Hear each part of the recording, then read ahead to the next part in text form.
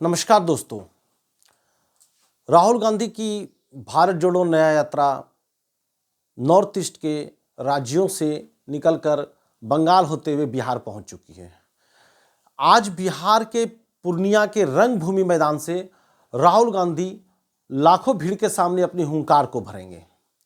और जिस प्रकार की बिहार में सियासी पारा गर्म है और जिस प्रकार की फिर से एक बार सत्ता की अल्टी पल्टी हुई है और जिस प्रकार से पुनः नीतीश कुमार सीएम बन गए हैं बीजेपी के साथ जाके, और इस परिप्रेक्ष्य में जिस प्रकार ये घटनाक्रम घटी और राहुल गांधी की यात्रा एंट्री की बिहार के सीमा से सटे जिले जो पश्चिम बंगाल से के हैं, वहाँ यात्रा जो एंट्री की किशनगंज होते हुए, तो उस यात्रा में जिस प्रकार भीड़ की उत्साह को देखा गया और जिस प्रकार भीड़ उमड़ी, लगता था जैसे कि सरकार के अल्टी पल्टी से के बाद राहुल गांधी के यात्रा के प्रति बिहार के लोगों में और ज़्यादा उत्साह जग गई है और ज़्यादा लोग राहुल गांधी की नया यात्रा में जुड़ रहे हैं।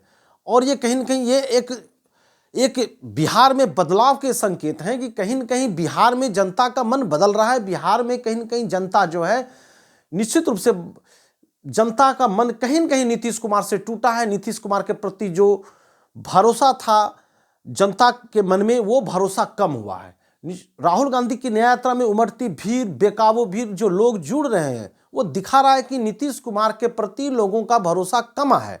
और लगातार जिस प्रकार बिहार में जो सत्ता परिवर्तन होता रहा है और नीतीश कुमार कभी राजद गठबंधन के साथ, कभी बीजेपी गठबंधन के साथ जो अदला बदली करते रहे, इसको जनता कहीं न कहीं निगेटिव रूप से ले रही है, पॉजिटिव रूप से नहीं ले रही है। और पब्लिक के भी ये चर्चा भी है।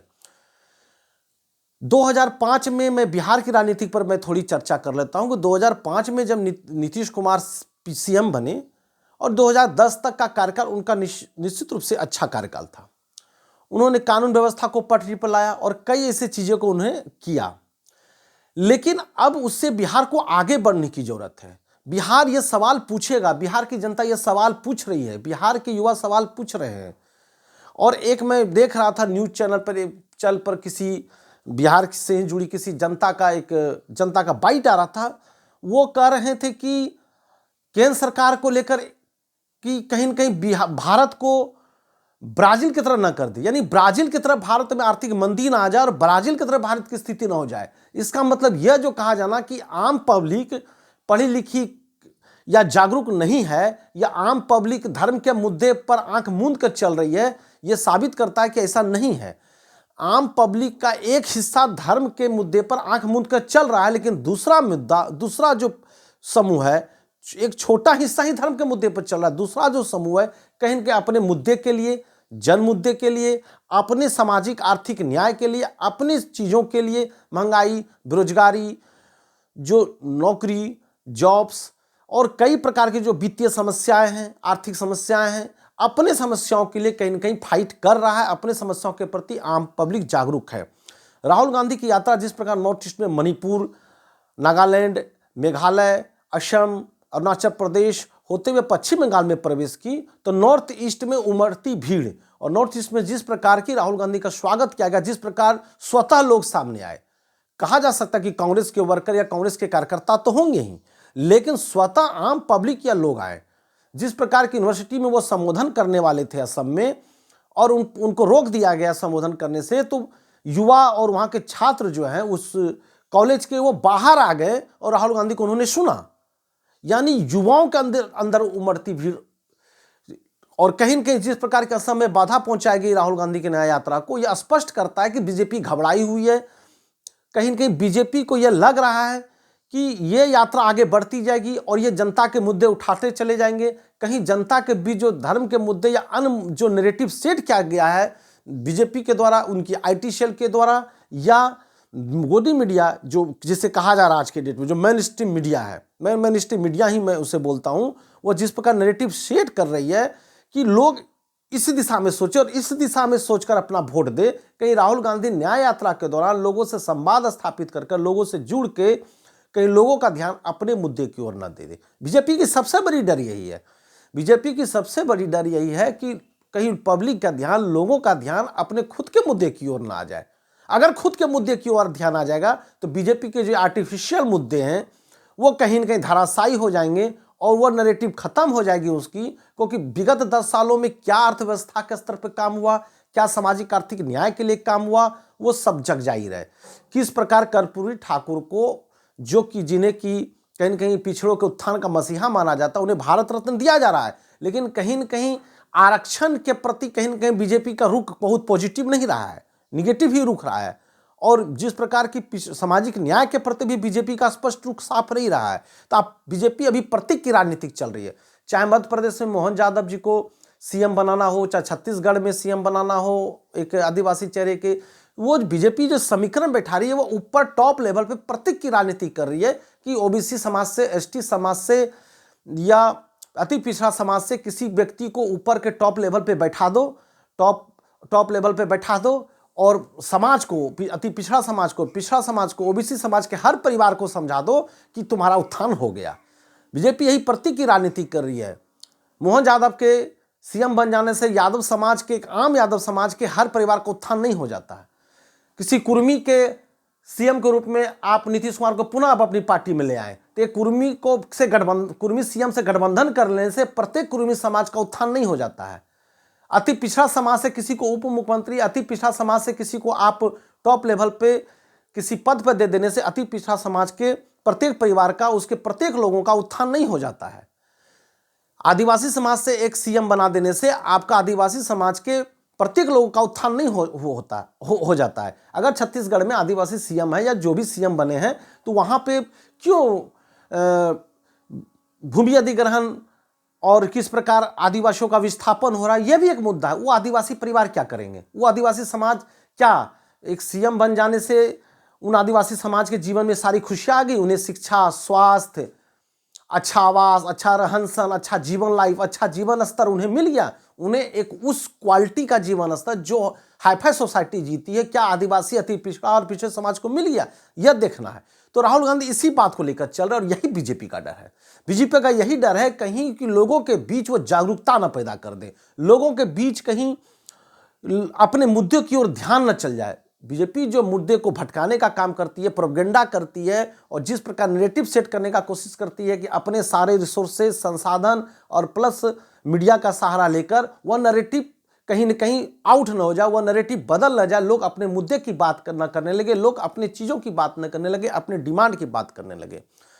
राहुल गांधी 5 न्याय की भी बात कर रहे हैं, जिसमें श्रमिक न्याय, यानी श्रमिकों को वही सम्मान मिले जो उद्योगपतियों को सम्मान मिल रही है।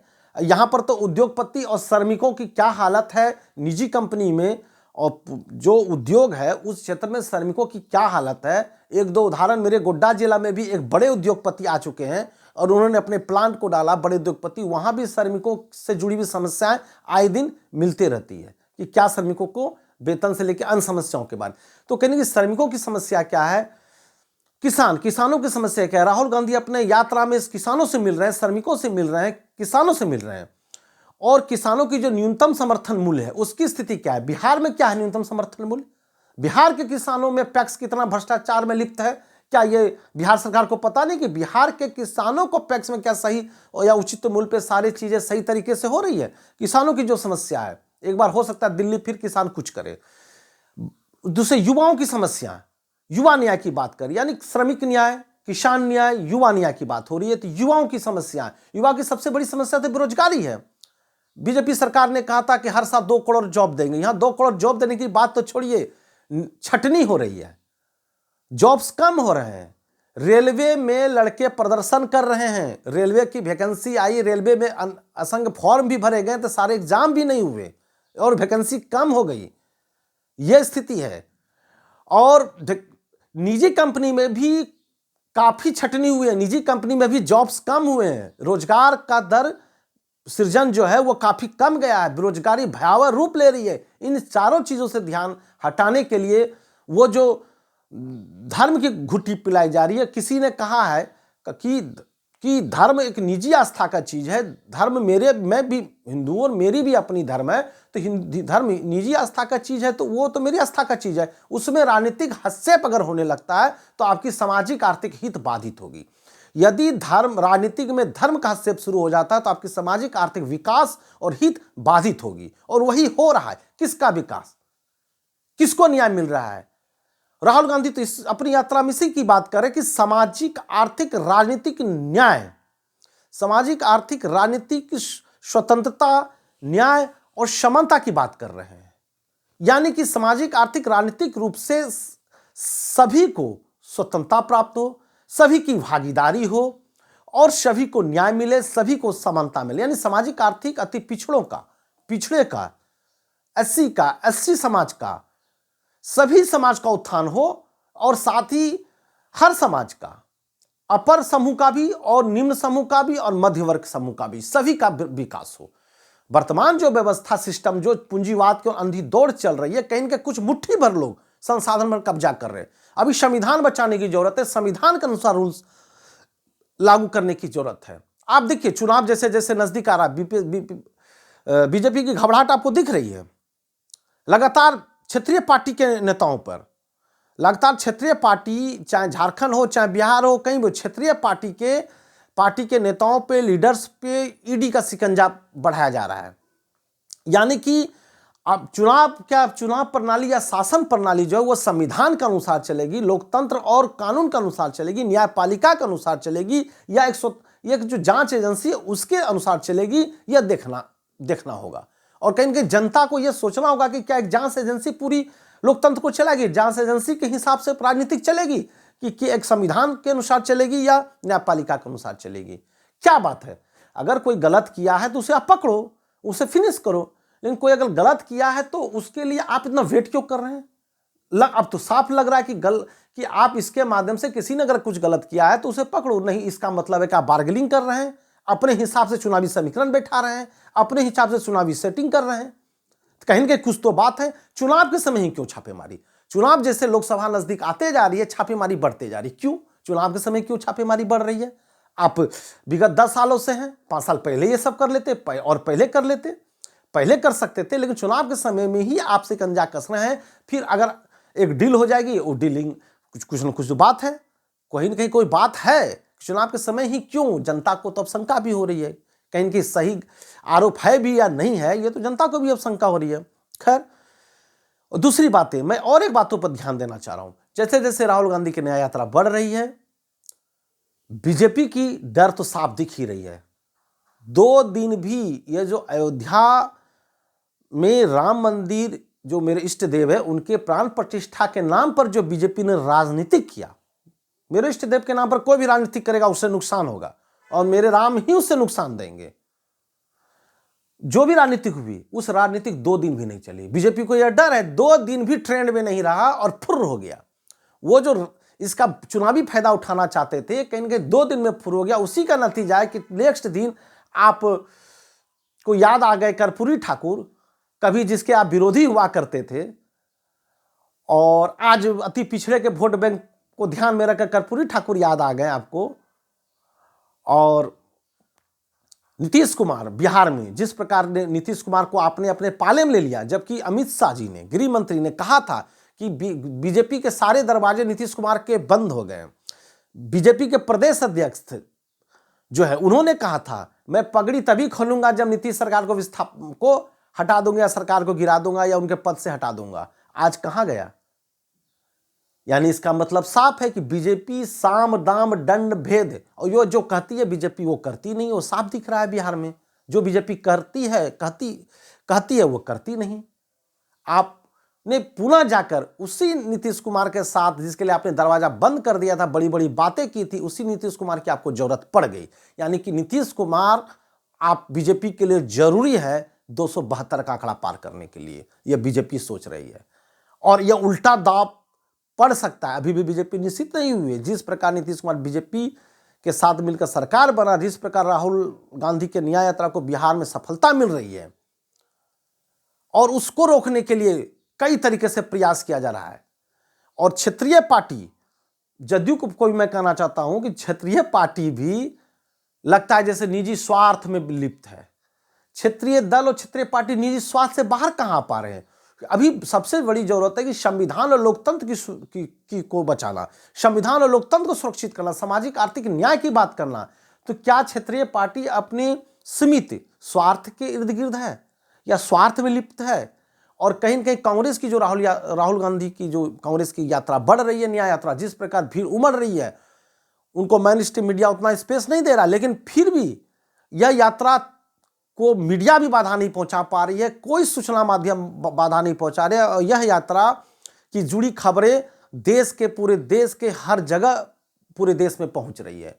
और यही कारण है कि क्षेत्रीय पार्टी भी डर रहे हैं। जिस प्रकार राहुल गांधी 5 न्याय की बात कर रहे हैं, भागीदारी की न्याय, यानी सामाजिक, आर्थिक, राजनीतिक रूप से अति पिछड़े एसटी एससी सभी की भागीदारी, अपर वर्ग की भी भागीदारी, मध्य वर्ग की भागीदारी, निम्न वर्ग की भागीदारी, यानी कि किसी खास के मुट्ठी में संसाधन का केंद्र नहीं होगा, नहीं रिसोर्सेज स्रोत केंद्र नहीं होगा, वो सबकी भागीदारी की बात कर रहे हैं, युवा न्याय की बात कर रहे हैं, श्रमिक न्याय की बात कर रहे हैं, महिला न्याय की बात कर रहे हैं। ये जो 5 न्याय की बात कर रहे हैं, वो सभी समूह, सभी समाज की जरूरत है, सभी लोगों की जरूरत है। तो निश्चित रूप से राहुल गांधी की न्याय यात्रा जैसे जैसे बढ़ रही है, बीजेपी में घबराहट बढ़ रही है, उसका एग्जाम्पल है बिहार का घटनाक्रम, बीजेपी की घबराहट को दिखा रहा है। और कर्पूरी ठाकुर जो अभी याद आए चुनाव के जस्ट पहले, यह भी बीजेपी की घबराहट को दिखा रहा है। अति पिछड़ा समाज, और पिछड़ा समाज समझदार है, वो जान रही है कि यह नाटक वोट लेने के लिए हो रहा है। कर्पूरी ठाकुर हम लोग के लिए सरदे हैं, सभी के लिए सरदे हैं, लेकिन आप उनका वोट बैंक में इस्तेमाल करें, यह अति पिछड़ा समाज नहीं चाहता है। दूसरी बात कि नीतीश कुमार को मिलाने के बाद भी बीजेपी निश्चित नहीं है कि क्या होगा।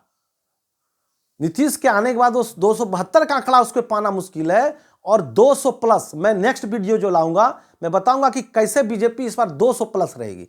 200 के आसपास बीजेपी सिमट जाएगी इस बार, 200 के आसपास बीजेपी सिमट जाएगी, और यही डर है उसे, वो राहुल गांधी के नया यात्रा में बाधा पहुंचा रही है। अब झारखंड घुसने वाली है राहुल गांधी की नया यात्रा, तो झारखंड सरकार को परेशानी, बिहार घुसने के पहले बिहार में खेल कि कहीं बिहार में सफल न हो जाए। यूपी में जब राहुल गांधी की नया यात्रा घुसेगी या जाएगी, पहुंचेगी, तो पता नहीं बीजेपी क्या सोच के रखी है। तो निश्चित रूप से जनता देख रही है, जनता समझदार है, जनता समझ रही है चीजों को। मैं नेक्स्ट वीडियो में लाऊंगा कि बीजेपी कैसे 200 सीट तक सिमट जाएगी, और अभी बीजेपी की घबराहट है, और क्षेत्रीय पार्टी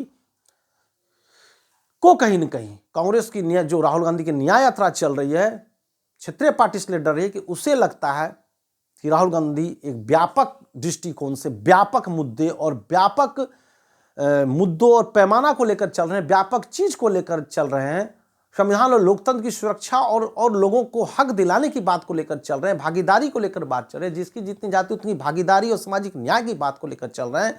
तो कहीं पब्लिक जिस प्रकार राहुल गांधी को आकर्षित हो रही है, तो क्षेत्रीय पार्टी को भी डर है कि कहीं न कहीं कांग्रेस अगर मजबूत हुई तो क्षेत्रीय पार्टी को भी लगता है कि हम सिकुड़ न जाएं, और इसी सिकुड़न का नतीजा है कि नीतीश जी बीजेपी की तरफ गए। और जो बाकी जो चाहे हम लोग देख लेते हैं बंगाल में, या देख ले यूपी में, या कहीं भी देख लें, क्षेत्रीय पार्टी को कहीं न कहीं ये समस्या है कि कांग्रेस जैसे जैसे मजबूत होगी, बीजेपी को भी डर है, क्षेत्रीय पार्टी को भी डर है, क्योंकि क्षेत्रीय पार्टी निजी स्वार्थ में लिप्त है। बीजेपी को किसी तरह साम दाम दंड भेद करके अपना 272 का आंकड़ा पूरा करना है, और राहुल गांधी का स्पष्ट लक्ष्य है कि जनता की बात हो, जनता के मुद्दे की बात हो, और जनता के लिए शासन हो, लोकतंत्र जनता के मुद्दे के लिए, जनता का शासन स्थापित हो। राहुल गांधी इस महान उद्देश्य को लेकर चल रहे हैं। नेक्स्ट वीडियो में बीजेपी 200 सीट तक कैसे सिमटेगी मैं बात करूंगा। बहुत बहुत धन्यवाद।